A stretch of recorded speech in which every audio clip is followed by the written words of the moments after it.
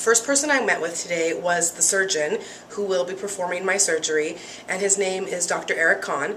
Dr. Eric Hahn, H-A-H-N, and he is awesome. Like, I love him. He's got a great personality. He's very, very straightforward and down to earth. As soon as he asked me what type of surgery I was planning to get, and I said lap band, things changed a little bit. I mean, I still really like him, but he is so anti-lap band surgery that someone with a weaker will or a weaker resolve as to what type of surgery they wanted would have probably been convinced to change the surgery.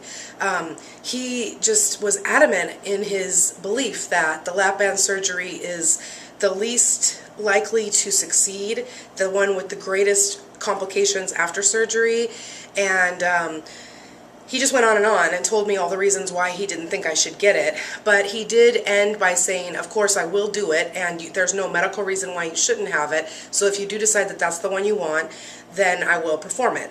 And basically some of his reasons that he didn't want me to get the lap band surgery was basically because some people have had complications, and he's personally experienced patients that have had an erosion of the band, where the band, rather than being on the outside of the stomach, eroded and was on the inside of the stomach, causing major, major complications and had to be removed. Or people who have experienced greater risk of ulcers or heartburn or something like that because of the lap band. And he also just feels like because the weight loss is slower, it is least likely to be successful if you have a lot of weight to lose. And I mean, I think that's more in the case when someone has like 200 pounds to lose. I don't have that much to lose. I mean, I want to lose about 140, 150 pounds, and I think that that's doable on the lap band. I mean, people do it without any surgery, so I don't see why I shouldn't be able to lose that if I follow the rules and I stick to what I'm supposed to do.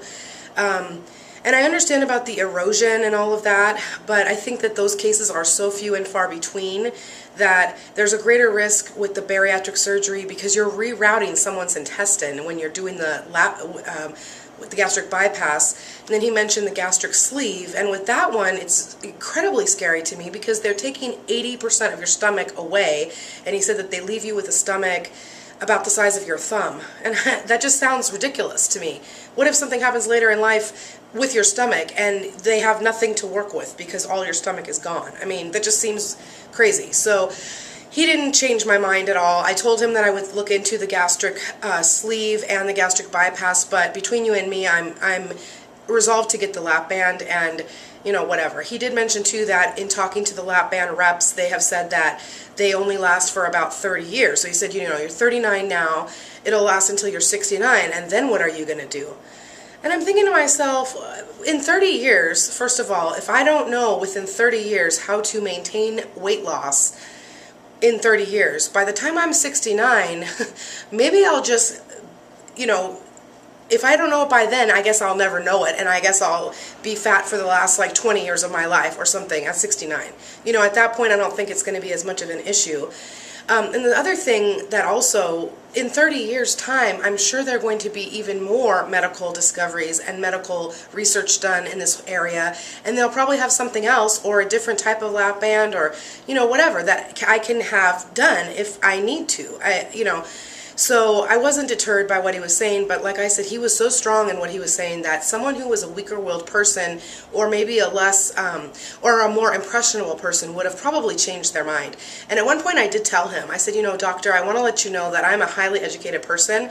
And he interrupted and said, well, no, I'm not saying you're not. I said, no, I'm not saying that you're not saying that. I'm telling you that I am incredibly intelligent, that I've done a ridiculous amount of research about this. I would have never even thought to have any type of surgery if I hadn't researched it, and my mind is pretty much made up. And while I appreciate your honesty and your being candid with me about how you feel, I will do some more research for you, but this is the way that I'm leaning. And he said, well, that's fine, I definitely will do it.